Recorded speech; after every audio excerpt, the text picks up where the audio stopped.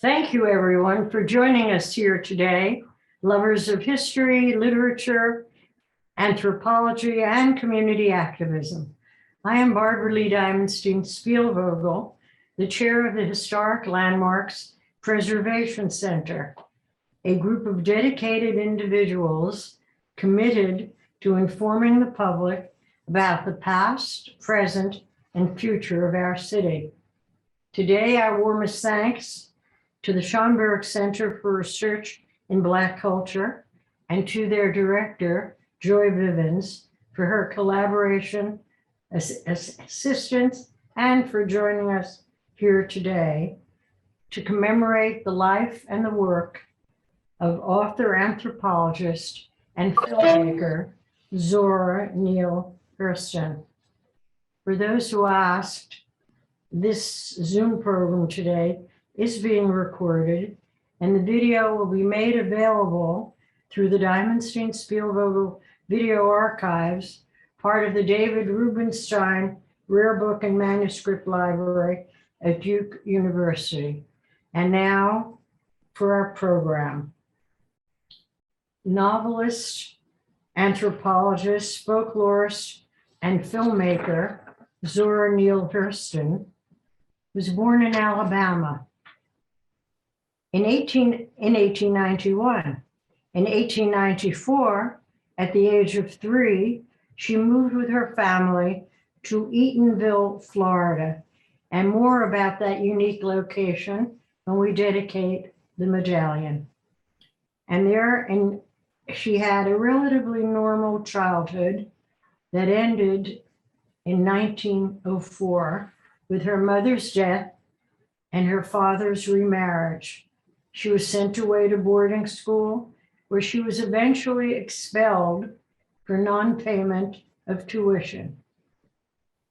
By 1917, she had not yet completed high school. In order to resume her education, she claimed 1901 rather than 1891 as her date of birth, and that permitted her to re-enroll in school, remaining 10 years younger for the rest of her life. After receiving her diploma, a scholarship from Barnard College brought her to New York in 1925. And in June of that year, her first short story, Spunk, was selected for the New Negro magazine, eventually winning second prize in the Urban League's literary contest.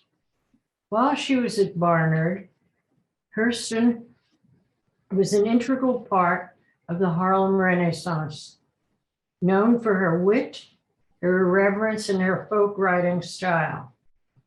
In 1928, when she was actually, 1891 and 1928, when she was actually 37, she was graduated from Barnard with a bachelor's degree in anthropology, having studied with the father of American anthropology, Franz Boas.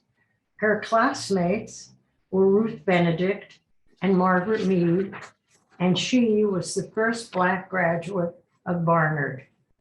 Hurston traveled south for her field studies and eventually adapted her anthropological work for the performing arts, producing the musical sketches Great Day in 1932, From Sun to Sun, 1933, and Singing Steel in 1935. By 1935, she had published several short stories and articles, as well as a novel entitled Jonah's Gourd Vine, and a well-received collection of Black Southern folklore, Mules and Men, and that was 1935. By 1937, she published her masterwork, Their Eyes Were Watching God. That year, she received a grant from the Guggenheim Foundation and traveled to Haiti and Jamaica. Her work there and research resulted in a first-hand account of Vaudin, which had really a word that migrated to the language in the early 1930s from the Haitian and the Creole, long before others were aware or talking about it. So it was Tell My Horse in 1938. The following year, her novel, Moses, Man of the Mountain,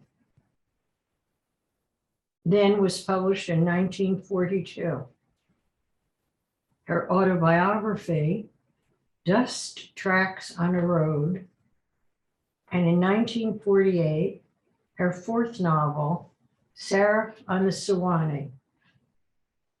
Although the most significant Black woman writer of the first half of the 20th century, by the late 1950s, Hurston was living in obscurity. She died penniless in 1960 and was buried in an unmarked grave. Although her work by then had become relatively unknown, in 1973, a young writer named Alice Walker traveled to Fort Pierce, Florida, to place a marker on the grave of Hurston, who had inspired her. She had Hurston's gray headstone engraved with a phrase from a Jean Toomer poem called Georgia Dusk, quote, a genius of the South, end of quote. Her actions, Walker's actions, and her 1975 essay entitled In Search of Zora Neale Hurston began the process of recognizing Hurston's life and work again. Today, it is our honor to continue that effort with this cultural medallion. And now our distinguished speakers. The interim chair of the Black and Latinx Studies, Shelly Eversley, is co-director of the Andrew Mellon Foundation's initiative, Transformational Learning in the Humanities. She is also Associate Professor of English at Baruch College, where she teaches literature, feminism, and Black studies. She is the author of several books. Her most recent project is The Practice of Blackness, Cold War Surveillance, Censorship, and American Literary Survival. Well, that would give us an afternoon to discuss. Perhaps we'll come back another time. Now it's my pleasure to introduce the first speaker, Dr. Shelly Eversley. Thank you for joining us. Thank you very much for having me. Thank you, everyone. I'm very excited to be here talking about Zora Neale Hurston. She not only influenced Alice Walker and the great Toni Morrison, but she also influenced people like me when I was a student at Columbia. I had the good fortune of being able to go into the archives and read her manuscripts and her letters, and it changed my life. It was the first time in my life that I read works and revisions and manuscripts by a Black woman who had started out in a life very similar to my own. And I was thrilled to know that Black women had been there in the early 20th century and had such an important role to play in the history of American literature. And so I wanted to tell you a little bit about my hero, Zora Neale Hurston. There are two things I wanted to say. The first is that she was a willful child. In Black culture, they call a willful child that little girl who imagines big things for herself. And that willfulness is especially important when you think about a Black girl in the beginning of the 20th century, when apartheid in America was in full swing, when Black people were disallowed to travel freely in the United States. So if you think about segregated railroads and buses, for instance, also think about, as Mia Bay describes in her book, Black Travel, also think about the fact that those trains weren't just separate, they were also unequal. They were full of animals, literally. Sometimes the trains would contain chickens and pigs, and all of the smells and waste that comes with chickens and pigs. If a Black person was traveling from New York to Florida, as Hurston did many, many times, they were on a train, they also weren't allowed to use the bathroom. They weren't allowed to eat. And those train rides are long. And still, Hurston wanted to travel. She wanted to travel so much in her willfulness that she traveled as a lady's maid in a traveling theater group, and she saw America. She wanted to travel so much that she bought a car that she called Sassy Susie, and she drove herself around, and she liberated herself from the hardships of Black travel in the 20th century. And she moved to New York. Before she moved to New York, she moved with her family, as Barbara Lee described. She moved with her family from Alabama to Eatonville, Florida. And Eatonville, Florida is a special place in that it was also a Black town. It was a Black town with a Black mayor and a Black city council. And as one person described it, there were no women on that city council, but there were Black people on a city council in a place where that wasn't really possible and practicable in the United States. And to think about that, and to think about Hurston growing up in a place where she had freedoms that not a lot of Black people had at the time, because she was free from the immediate impacts of racism and sexism, or institutionalized racism and violences that came with it. She had big ideas for herself. When her father asked her if she wanted to, what she wanted for Christmas, she said she wanted a big Black horse so she could go traveling. And then later on, we know that she did go traveling. Zora Neale Hurston managed to find herself and take herself to Haiti, to Jamaica, all across the United States, from New Orleans to New York, Eatonville, California. She was even in Hollywood for a while. So that she traveled and that she had that mobility is an inspiration. When she wrote her stories and when she wrote her plays and she wrote her novels and she did her field work in anthropology, she always loved the very particulars that she understood as the characteristics of Negro expression. In her essay of that title, she writes, "I am not tragically colored. There's no great sorrow dammed up in my soul, nor lurking behind my eyes. I do not mind at all.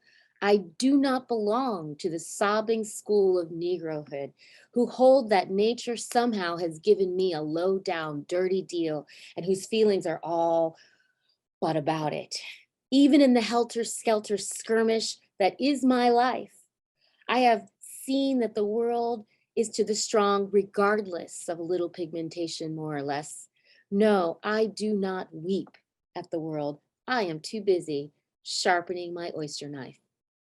And when I was a kid, when I was a teenager and I was in college and I got to go to the Schomburg and I got to go to the Beinecke and I got to read that manuscript that she typed and that she revised with pencil, it changed my vision of what was possible for me. It taught me that I should sharpen my oyster knife and imagine everything was possible.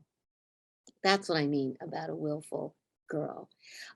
She also loved that part about being Black. She celebrated Black cultures all over the world. She celebrated the cultures of Haiti. She celebrated the cultures of Jamaica, including the Maroon cultures in Jamaica that were communities of people who had escaped slavery and continued to live outside of the institutional norms of Jamaican colonial life.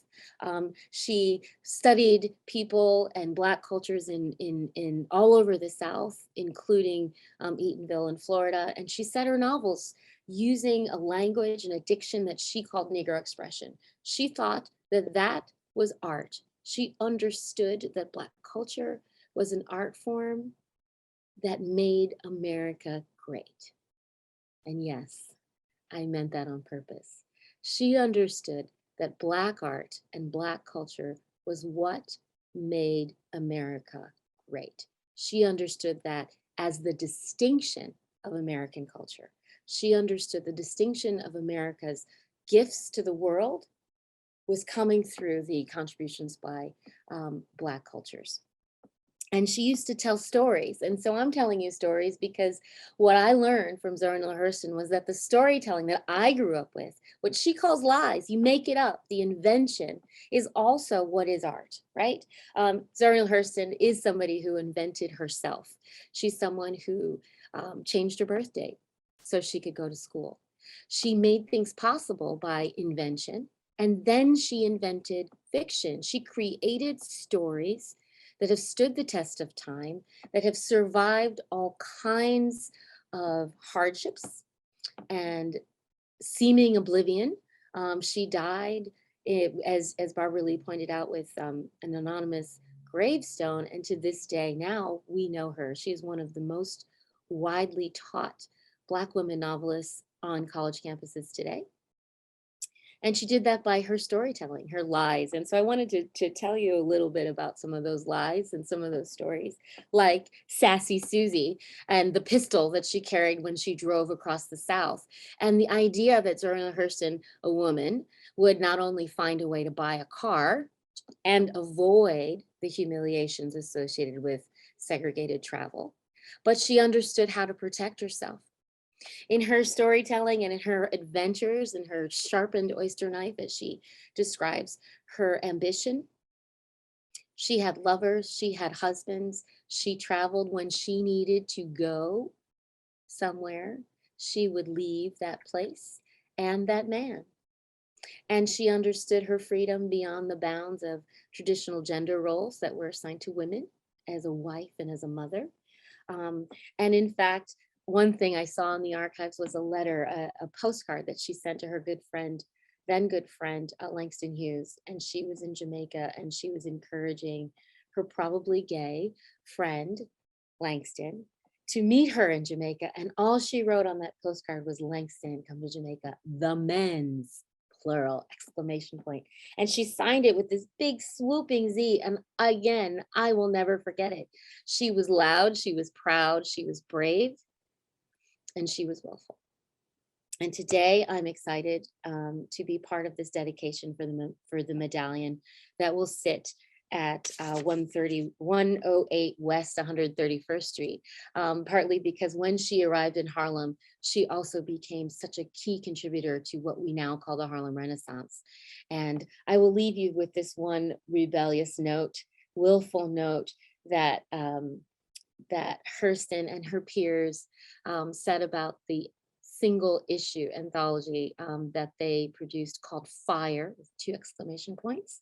And they decided, this is from Langston Hughes, he said that the name of that journal and their collective and the youth culture and the ambition that they were building in 1926 when Fire came out, and she was living at 108 West 131st Street, they wrote that Fire was intended to symbolize their goal to, quote, burn up a lot of the old, dead, conventional Negro white ideas about the past into a realization of the existence of the younger Negro artists and writers, and provide us with an outlet for publication not available in the limited pages of the small Negro magazines then existing.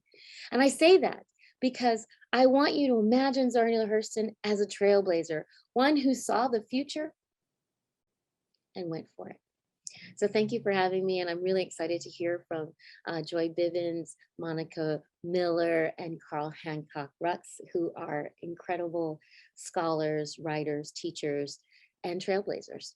Thank you for having me, and congratulations to all of us for finally being able to see this medallion for Zora Neale Hurston in New York City, where she has been such an important part of its cultural landscape. Well, thank you, Shelly. That was a remarkable, exciting presentation. You are great. Thank you. I listened to that and did not get excited by not only Zora, but the larger picture that you helped describe. They weren't listening, but we were. Thank you. Thank you very much. And now to introduce some of your colleagues and friends. Joy Bivens is the director of the Schomburg Center for Research in Black Culture. Before joining the Schomburg Center in 2020 As Associate Director of Collections and Research Services, Bivens served as Chief Curator at the International African American Museum in Charleston, South Carolina, and was the Director of Curatorial Affairs at the Chicago History Museum, where she rose from her post as exhibit designer to manage its team of curators and historians. Bivens received her master's degree in Africana Studies from Cornell University, and she is a great collaborator on everything. Thank you so much for joining us today, Jill. Thank you for having me, Barbara Lee. Good afternoon, everyone. It's a real pleasure to be here with you today to celebrate this occasion in marking a Harlem residence of luminary Zora Neale Hurston. I have to agree with you, Barbara Lee, that Dr. Eversley was just phenomenal, and I'm excited to have a moment to be with you all here today. You know, it's a busy, busy time, and it is always energizing to be around people who are talking about the cultural landscape and talking about icons and the ideas that they were toying with and the lives that they were creating, particularly this woman, Zora Neale Hurston. So, you know, I'm at the Schomburg, and my colleagues, of course, and we think that this is really fitting, that the presence of this woman who left behind so much and continues to influence so many be marked for the future. You know, there's always something nice about having some place to go and pay homage, or to know the places where your icons made their homes. My office here on 135th Street is not far from that address, 108 West 131st Street. And Harlem is full of addresses, coordinates, buildings, institutions connected with the cultural history and presence of people of African descent. And it's one of the things that continues to draw hundreds and thousands of people here in many ways in search of a Black Mecca, the Black Mecca, or a Black Mecca. And Harlem at the time of Zora Neale Hurston's arrival was teeming with that energy, that artistic, intellectual, all manner of cultural engagement and creativity of Black people. This was a place where that could flourish and be nurtured, if you will. So I've been thinking about what I might say in this lineup of scholars and thinkers who know so much about Miss Hurston and her contributions to literature, anthropology, folklore, and theater. And I have to say I struggled a bit, right? Because I knew that some of what we would discuss would overlap. And as Barbara Lee mentioned, while talking about Miss Hurston's biography, she did so much that it really is difficult to contain it in this short program today as we gather to celebrate this medallion coming into fruition. But what I can say is that Zora Neale Hurston for me is inspirational. And I know that for many, she's inspirational. I mean, what can you say about a Black woman born in the last decade of the 19th century in a small town in eastern Alabama, who moved to another small town called Eatonville, Florida, which was an all Black community. Again, as Dr. Eversley said, you know, where there were things that she saw in this town, this municipality, that other Black folks could not imagine. And that was Black leadership and Black ownership and some level of Black liberation. And so when I was looking at her past, one of the things that scholars say is that Ms. Hurston wasn't bogged down so much by this notion of inferiority, because the place that she lived, the place that she grew up and was nurtured, was a place where a Black person either made it or they didn't, but they did so on their merit, not based necessarily on the color of their skin. So, I mean, this is a great foundation to really think about who this woman is. So coming from, I think it was Nostasulga, or something of that, Notasulga, Alabama, Eatonville, Florida, moving to Baltimore, then to Washington, D.C., and then making her way to the big city of New York. And not only making her way here, but becoming a big personality. My understanding is that not only did she party, but she was the life of the party. And so I imagine this woman moving through this space of teeming energy, of excitement about what's next for Black people, and being comfortable in her skin and moving through. And often this is something that we don't get a chance to imagine about the past. And so I think often of the ways that her biography, her story, kind of calls into question some of the things we think about Black life in the past. And that's not to say that it was not difficult or terrorizing in some instances. I mean, she's born in 1891. This is really considered the nadir, if you will, of Black life in America. There's so much institutional racial violence, so much extra legal racial violence, all based on lies. So to go back to that notion that Dr. Eversley was telling us about lies, there were stories being told all over the place, lies about who Black people were.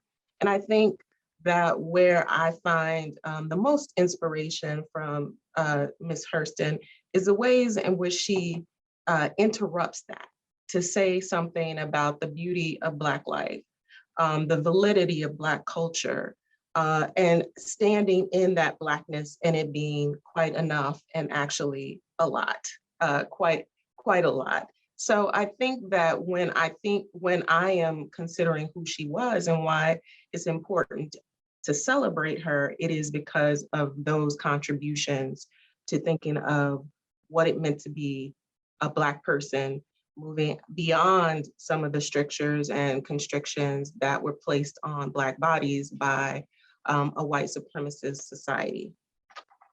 So, as I always do when I'm talking about an author or someone who contributed to our past, I engage the Schomburg's collection to see what we have to represent them and their work. And our holdings aren't as robust as I wish they were. There are other repositories that hold Hurston collections, including Yale, which was mentioned, and the University of Central Florida, but we do hold some materials, and those include photographs, as well as 3 archival folders with poems and correspondence, and that first and only edition of Fire, autographed by Ms. Hurston, along with other contributors, including County Cullen and Aaron Douglas. So you see her in the conflux or in the mix of all of these folks who are making art and doing art in the late 1920s.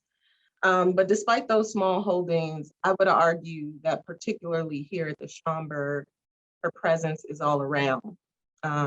We're an institution built on reclaiming and creating and saying who Black people are, what we've created, what we've contributed. And this was somewhere that Mr. Schomburg really, again, too, intervened in the culture.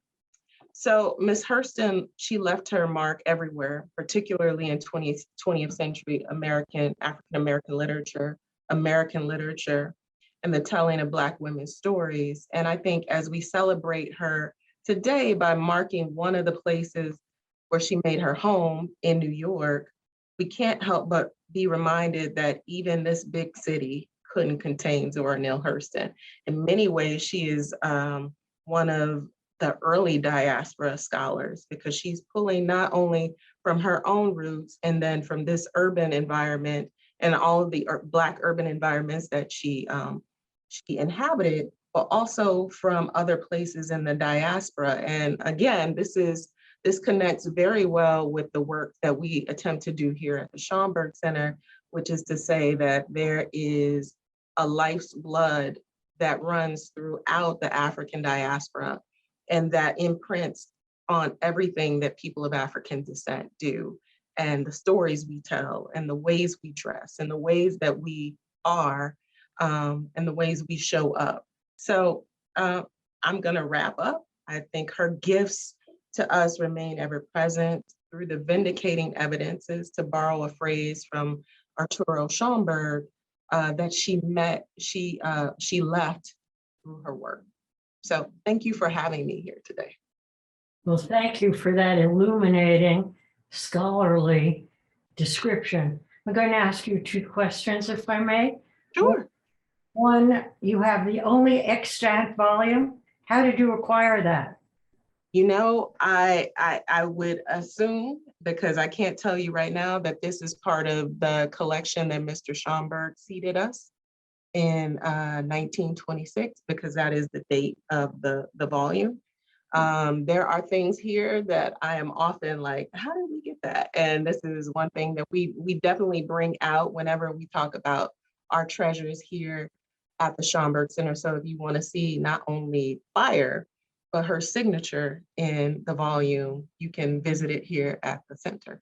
Well, let's move that a step further, because my second question, while a bit discursive, would be helpful if you were to describe who was Mr. Schomburg.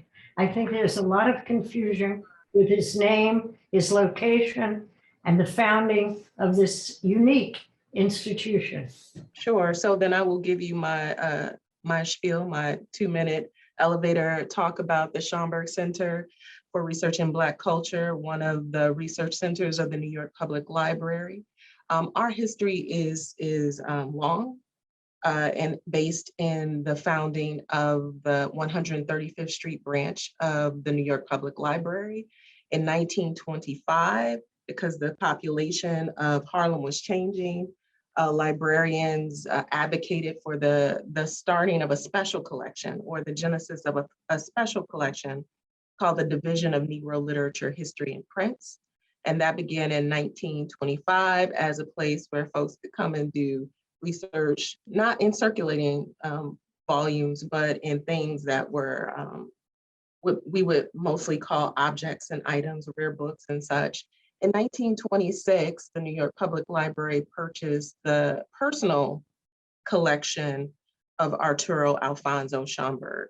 And that forms the foundation of the Schomburg Center for Research in Black Culture. Mr. Schomburg is of Afro-Puerto Rican descent, moved to the United States, moved to New York in the late 19th century, I believe in 1891, and was really driven to understand and to prove that Black people of African descent, have contributed not just to US history or to the history of this hemisphere, but to world history. And so the ways that he went about doing this is through the collection of materials. So rare books, pamphlets, ephemera, art, all formed the basis of his own personal collector. He was the collector of the moment, and in conversation with folks like Zora Neale Hurston and Langston Hughes, and this became a place where so much of that work was happening, that creativity was happening. So we are an institution that is dedicated to continuing the legacy of Arturo Schomburg in acquiring materials, preserving materials, interpreting materials that reflect the history and cultures of people of African descent. Thank you. You are so welcome. For joining us, Joy, and for all that you do. Thank you. Our next guest is the award-winning poet, playwright, novelist, essayist, and recording artist, the one and only Carl Hancock Brooks. He's also co-artistic director of Mabou Minds, the author of several books, including the 1999 Village Voice Literary Prize-winning collection of poetry called Pagan Operetta, and numerous plays, including the Obie Award-winning Talk, first produced at the Public Theater in 2002. He is a frequent collaborating artist and was curator and director of Lincoln Center's inaugural 2021 Juneteenth celebration, I Dream a Dream, that dreams back at me. And Carl also planted the seed for this cultural medallion, and for that, we all thank him. Carl Hancock's Rocks. Thank you so much, Dr. Spielvogel. So much has already been said about Zora Neale Hurston. And, you know, I think of her, I mean, even as one sort of thinks about one's own career, one's own lifetime, and even listening to that biography of my own, I'm often confronted by people who think of me as a multi-hyphenate. Well, I think of Zora Neale Hurston actually as the ultimate, the quintessential multi-hyphenate. Someone who was unafraid of delving into whatever field she needed to delve into in order to investigate and to unearth the realities of African-American, well, not just African-American, but Black culture, global Black culture. As she said, famously, research is formalized poking and prying with a purpose.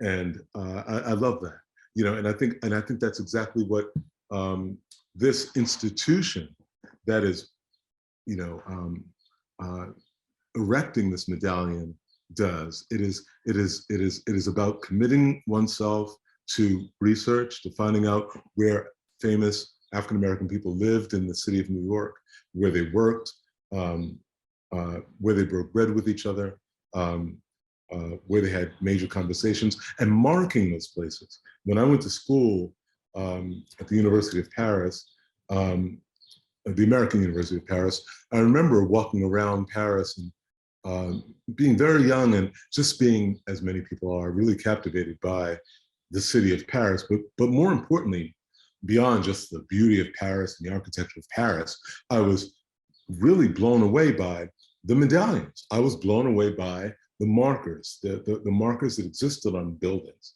and the buildings that existed and continued to exist well into the 20th century, and that it survived many wars, and dared say where famous writers, famous dancers, famous singers, famous musicians lived. And I wanted to bring, and I guess I thought to myself, even at that time, at that early age, you know, having been born in New York City, born in Harlem, New York, having lived in New York all my life, I wondered why I had not experienced that kind of that kind of cultural awareness concerning African American people in my own city, in the city of my own birth. And so to work with you, Dr. Spielvogel, is a great honor. I can never say much. I can never say enough about how important it is to me. But I also wanted to say that Zora Neale Hurston, as an anthropologist, speaking of one of her many multi-hyphenates, and about poking and prying with a purpose, influenced so many other people who were also interested, as I am, in investigating, in poking and prying with a purpose. I mean, she influenced people like Catherine Dunham, the choreographer, who also went to Haiti, who was also an anthropologist. She influenced people like the Ukrainian anthropologist and filmmaker, experimental filmmaker Maya Deren, who in the mid-century, post-war, maybe 1940s, 1950s, began to make experimental films and began to join an entire community of experimental artists who were working with film, and also went back to Haiti and filmed Haitian rituals and voodoo ceremonies, much of which we know that Ms. Hurston herself had also been involved in. Ms. Hurston herself had traveled throughout Central America, in Honduras, to investigate the lives of Black people. So she wasn't just interested in the lives of Black people in the South. She wasn't just interested in the lives of Black people in Alabama. She wasn't just interested in the lives of Black people in Florida. She was not just interested in the lives of Black people in New York City. She was interested in Black culture at all.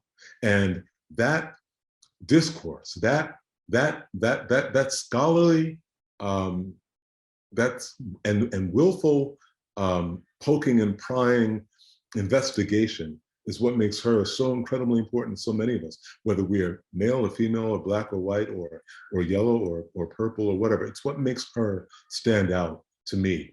But she also said she was also, of all the many things that she knew and that she investigated, that she found out, I want to draw attention to something. I had a moment in a New York City library some years ago. I was just reading books, you know, it's, as one does. Maybe you walk through the aisles and you pick out a few books, and I came upon a book that I didn't expect. I didn't go to that library expecting to, I wasn't looking for it. It was actually a book of correspondence from W.E.B. Du Bois. And in that book of correspondence, I discovered a letter, a 1945 letter that Zora Neale Hurston had written to Dr. Du Bois. Now, let me just backtrack a little bit. 1945, you know, we know that Hurston, she's published several books. She's seen, you know, the epitome and the greatness of her career. The Harlem Renaissance is pretty much over. World War II is about over. She's published Seraph and the Sweeney, which is really, I think, the last book that she publishes in her lifetime. And 3 years after 1945, she's involved in a terrible scandal that humiliates her and that maligns her name unjustifiably. And she's arrested and she goes on trial. And this really almost drives her to the point of a nervous breakdown. I mean, having done all that she'd done and having worked as hard as she had worked to illuminate and stand up for Black culture, she was being maligned in a heinous way. And even though she was vindicated, I should say, she wasn't vindicated in the press because you know, it was put out there. I mean, it had already been said that Zora Neale Hurston is involved in some, you know, wild sex scandal or whatever. And you know, she really spends the next 12 years of her life sporadically working as she returned to the South and she works sporadically as a journalist and as a domestic. She dies, you know, as has already been said, in 1960, having suffered from hypertension and heart disease. She's only 69 years old, relatively young. Many of the people that she worked with, especially many of the men that she worked with, like Langston Hughes, Richard Wright, had not really come to her rescue. And I think that she spoke about this. W.B. Du Bois even had not come to her rescue or spoke up for her or even maintained relationships with her. And so I bring this up to say that this letter that I found that Zora Neale Hurston wrote, Dr. Du Bois, was amazing to me. And it left me crying in the aisles of the library because it made me realize that Zora Neale Hurston was not only a woman who had an ability to look at the past, but she also had this incredible ability, this prescient ability to look toward the future and to understand not only her future, but the future of African-American scholars, African-American artists, and people who might die with, you know, without money, or who might die in poverty, or who might die unrecognized, or without their works being published. And I just want to read a little bit of what she wrote to him. And as you understand, Zora Neale Hurston, please take some of what she's saying here with, you know, understanding the way that she's writing this letter to Du Bois is not to be, I guess, taken literally or seriously, but she's urging him in this 1945 letter she says to Dr. Du Bois, "Dear Dean of the American Negro Artists, I suggest that you erect a cemetery for the illustrious Negro dead on 100 acres of land down here in Florida." And she begins to cite practical complications that might that he might be faced with in finding, land. And then she names the different plants and the different fruits and all these things that can be found and places where there are lakes and where there are rivers and where there are waters. And she maps out this elaborate plan for an artist colony for African Americans down in Florida, so that and this is what she says, let no Negro celebrity, no matter what financial condition they might be in at death, lie in conspicuous forgetfulness. We must assume the responsibility of their graves being known and always being honored. She also insisted that there be that there be a grave site, and that he help her deliver the bones of Nat Turner and Harriet Tubman and other great African Americans to this site, so that and then erect an artist colony for African American people, so that they could go there, and that their windows should face the cemetery, so that they could look out over this field of bones and summon their muses, which is so poetic and so powerful, that they could look out over this field of graves and forever summon their muses, and that the gravesite itself should be placed near water, so that the dead can listen to each other speak and speak back to the living, which has its whole history in, I guess, a folklore tradition about, the relationship of water to African Americans, and what that means, and certainly what it meant to liberation, and what it means to language, and what it also just means scientifically, just to speak to water, have water speak to you. Even to borrow that phrase from Toni Morrison. Carl, that she received a response to that. Yes.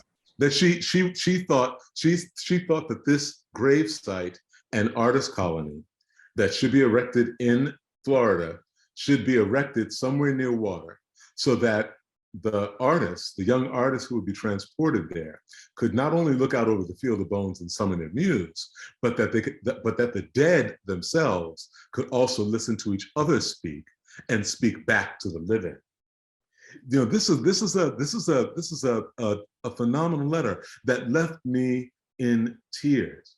Here's a woman 12 years before she dies in poverty, writing about, writing to someone saying, of all the things that you've done in your career, Dr. Du Bois, the one thing you have not done is really, worked hard enough to ensure the true emancipation, the true livelihood, the true remembrance, the true preservation of African culture, African American peoples, African American histories, African American lives, and in her own tongue-in-cheek way, she suggests this, this burial plot that has this artist colony that's near water with, all these trees. But, it's typical Hurston, that she's saying, make sure that however you do this, that you do something. Of course, Dr. Du Bois replies, I think he takes the letter too seriously. And unfortunately, he replies by saying it's not a task that he could take on. But if she should embark upon it, he would, certainly try to help if he could. I think entirely missing the point of what she was talking about. That prescient, omniscient third eye that she had, that allowed her to not only look at the past, but to also look toward the future and to understand it. So I wanted to illuminate that point, that she is a great influence to me for those many reasons. She is the quintessential multi-hyphenate beyond being a novelist, beyond being a playwright, beyond being an anthropologist, but she was and is and continues to be a seer. Thank you. Thank you. Excuse me. Thank you, Carl. Thank you very much. Monica Miller is the Ann Whitney Olin Professor of Africana Studies and English at Barnard College of Columbia University. She is a specialist in contemporary African American and Afro-diasporic literature and cultural studies. She is also the author of the award-winning book, Slaves to Fashion, Black Dandyism and the Styling of Black Diasporic Identity. A frequent commentator in the media and arts worlds, she also teaches and writes about Black literature, art, performance, fashion cultures, and contemporary Black European culture and politics. Thank you for joining us today.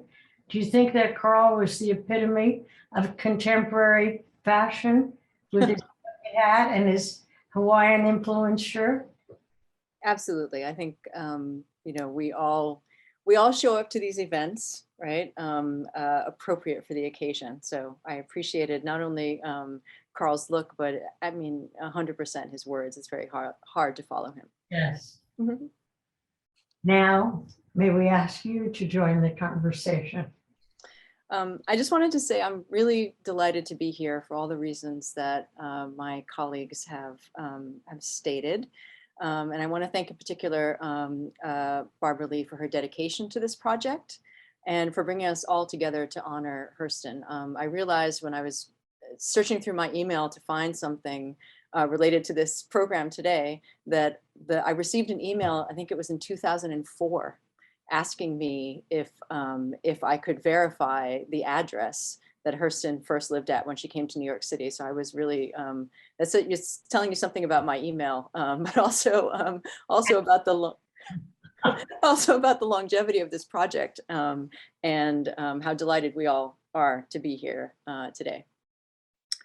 As has been mentioned, I'm a professor of Africana Studies and English at Barnard College, which is Hurston's alma mater. Taking her degree in 1928, Hurston integrated the college and was Barnard's first Black graduate. I've had the pleasure and the responsibility of walking through the halls Hurston traversed and of teaching in the classrooms where she once sat. After her classes on campus, she returned home to 108 West 131st Street, where the Medallion will be placed. Hurston was not allowed to live on campus, and therefore this address is very special, as I can imagine that it was a site of intellectual energy and creativity, as well as a site of respite and sanctuary for her. So today in my remarks, I'm going to say a little bit more specifically about her time at Barnard when she first arrived at this address, and then also the influence of New York City on her and her on New York. Zora Neale Hurston arrived in New York City, as we've heard, in 1925, and this is Hurston with $1.50, no job, no friends, and a lot of hope. Born, as we've heard, in an all-Black town in Florida, Hurston had migrated north, hoping to, again Hurston, wrestle up a future or die trying. She did this like millions of other Black people in the early 20th century. Hurston's future, and that of the Black race at the turn of this century, was to a large extent made by New York. The combinations of the freedoms it offered, the opportunities it presented, and the diverse group of creative and powerful people that it gathered. Hurston's friend, James Weldon Johnson, a writer himself, and an official with the newly founded NAACP, called Harlem, quote, "more than a community, it is a large-scale laboratory in the race problem," unquote. This experiment, what Hurston called living on Earth and trying to board in heaven, was supremely successful, yet it also had its costs. As we've learned, Hurston was living in Washington, D.C. and was a student at Morgan Academy before she came north. And she moved primarily to New York, and characteristically, I'd like to think, to attend a party. She had entered and won a second prize in a literary contest sponsored by Opportunity magazine. Collecting her prize became her chance to check out the literary and artistic scene that had been percolating in New York City for a couple of years. Dramatically, and this is where the fashion comes in, dramatically entering the event in a red dress accessorized with a large boa, Hurston made waves that night. She drew the attention of her soon-to-be fast friend, young poet Langston Hughes, and the impresario Carl Van Vechten, and she entertained the Harlem Renaissance founders Alain Locke, W.E.B. Du Bois, and Charles Johnson. Fortuitously, She also impressed Annie Nathan Meyer, a founder of Barnard College and a then current trustee. Seeing Hurston brilliantly work the room, Meyer determined that she had found the Black woman to integrate Barnard. Allowed into Barnard Hall after an interview with Dean Virginia Gildersleeve, who in her characteristically understated and sometimes racist way, thought that Hurston was an interesting person, distinctly promising, but not well prepared enough for a scholarship. Hurston spent the summer of 1925 looking for the $250 she would need to register. What Meyer did not know, and what Hurston did not tell her or anyone else, was, as we've also heard, that she was 36 years old, but she had a lot of life experience. The 10 years before she landed in Washington had been tough, and when Hurston had the chance, she eliminated them, giving a false birthday on all official documents, a series of different dates. Reinventing herself in a new place where so many hope to become new Negroes, Hurston gave herself a chance to experiment. Elite higher education, the Harlem literary world, and the salons and speakeasies of jazz-age New York became her stomping ground, her laboratory. Hurston's integration of Barnard College classrooms was both wonderful and horrible, an opportunity and a trial, and definitely an experiment. In the essay that Shelly spoke about a little bit earlier, How It Feels to Be Colored Me, Hurston writes this: "I do not always feel colored. Even now, I often achieve the unconscious Zora of Eatonville before the Hejira. I feel most colored when I'm thrown against a sharp white background. For instance, at Barnard, beside the waters of the Hudson, I feel my race. Among the 1,000 white persons, I am a dark rock surged upon and overswept, but through it all, I remain myself. When covered by the waters, I am, and the ebb but reveals me again." As a 36-year-old Black woman passing for 26, who had managed mainly to write and charm her way up from Florida, who was already a published writer and emerging celebrity in Harlem, Hurston should have felt confident amongst her Barnard peers. But her age advantage and life experience could not compensate for the singularity of her race and class difference from most of her fellow students, occasionally making her presence at Barnard awkward for everybody. Writing to her friend Connie Sheen on June 5th, 1926, she says, "I'm received quite well at Barnard," yet she refers to herself in the same letter as a little piece of darkish meat, and later as Barnard's sacred black cow. Being a Southerner, Hurston's French accent was not perfect. She was made fun of in class and refused as a study partner. At times, Hurston was overwhelmed with the demands of being a Barnard girl.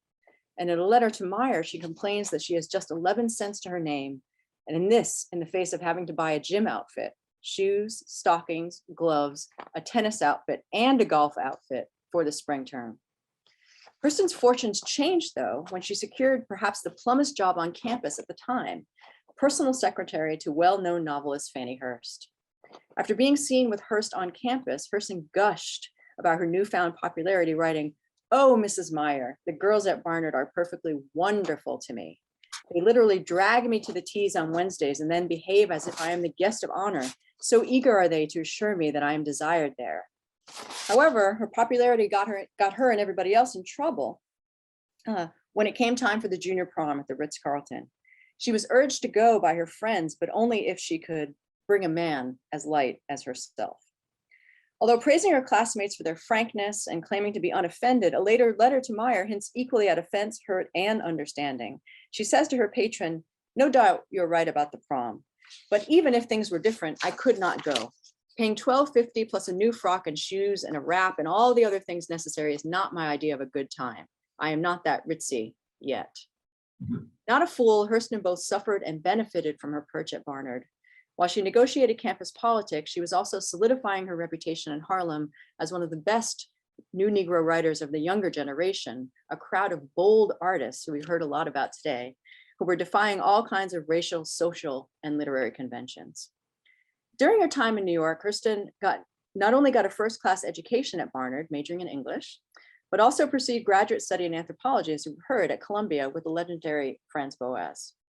As the first formally or academically trained African-American anthropologist, Hurston reveled in the chance to study her people and to expand her efforts to understand, analyze, and practice what she called the characteristics of Negro expression. Just as Fannie Hurst had saved Barnard's early career, Friends Boas animated its ending and helped her to combine her new intellectual passions and her writing career. Under Boas's direction and with his help in securing fellowships, Hurston did fieldwork, as we've heard, in Harlem, Florida, New Orleans, the Bahamas, Jamaica, Haiti, and Honduras. These trips formed the raw material of her literary work for decades.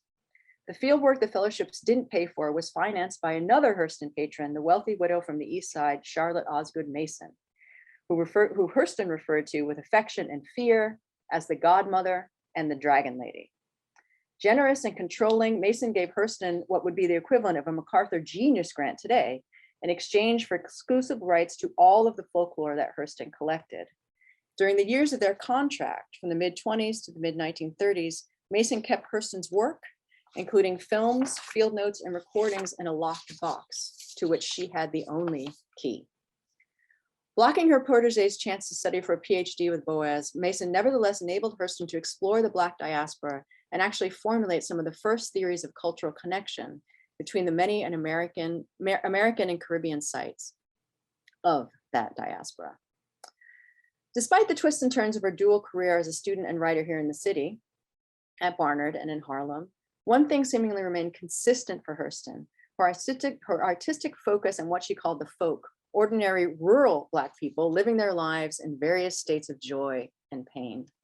With a particular interest in Black women, those she called the mules of the world, Hurston wrote their stories in their language, preserving and promoting a vernacular speech and artistic world that was being overwhelmed by tales of Harlem Negroes dancing, singing, laughing, and being modern in speakeasies and nightclubs. Of all of the Harlem Renaissance writers, it was long thought that Hurston was one of the only writers who did not write about the city or Harlem. It was thought, as she once said, that she was in New York, but in so many ways, New York was not in her. That is until very recently, when previously unknown Hurston authored short stories were found and published.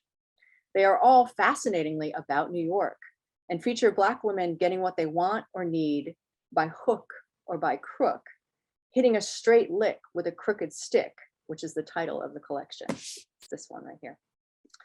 We now see that Hurston's experiment in Harlem was even more complicated and interesting, and that she could not have been, and that she could have not only been recognized as one of the literary world's best known writers of Black folk life, but according to some critics, on the strength of the stories collected in the collection, she could have also become, or may be if we keep digging, the Harlem novelist of the 1920s.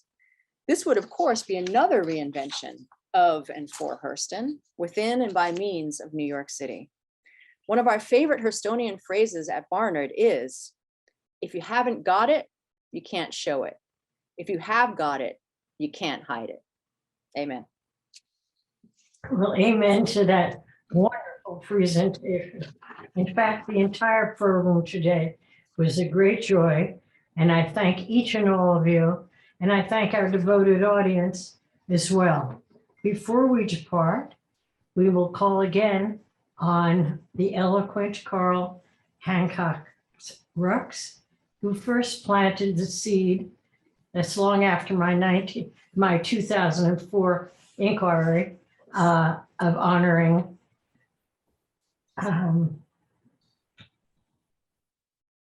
our great writer today. We're going to ask Carl to unveil and read the text of the cultural medallion. Just before he does that, I want to thank all of you who participated in this exciting and frankly enlightening program and who helped make it possible. Most of all, thanks to you, the audience. And if you know of an individual who has made a significant contribution of any color, of any size and sex, who made a noteworthy contribution to the city that we all are transfixed by in one way or another, and you have verifiable information regarding where that individual resided or worked in a building that still exists, no phantom sites, please let us know.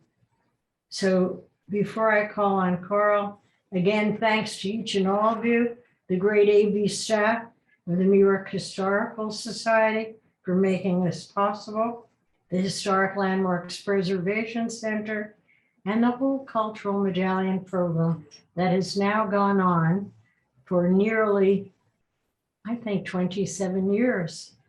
But we have, with all the struggle, 136 cultural medallions in all of the 5 boroughs. And it is a great struggle because this is a country of private property rights. So we do not proceed unless the owner of the property agrees to have this handsome pro bono design by the remarkable designer, internationally recognized Massimo Vignelli. So we ask for your cooperation and your continuing interest.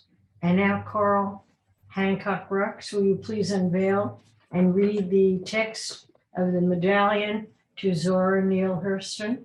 Thank you. 108 West 135th Street, 108 West 131st Street, Manhattan. Zora Neale Hurston, born in Alabama and raised in Eatonville, Florida, one of the first self-governing all-Black municipalities in the United States. Zora Neale Hurston was a prolific novelist, playwright, educator, and ethnographer who earned unprecedented acclaim during the Harlem Renaissance for her pioneering contributions to anthropology, Black folklore, and women's literature. Arriving in New York City in January 1925 to study at Barnard College, she took up residence at this address, becoming a celebrated member of the New Negro movement, as well as a student of anthropology and the college's first Black graduate. Over a career that spanned more than 30 years, Hurston authored numerous essays, plays, short stories, 2 books of folklore, an autobiography, articles, and 4 novels, including her most famous work of fiction, Their Eyes Were Watching God, 1937, deemed a classic of American literature. Thank you, Carl. Thanks to each and all of you for joining us. And until next time, bye for now.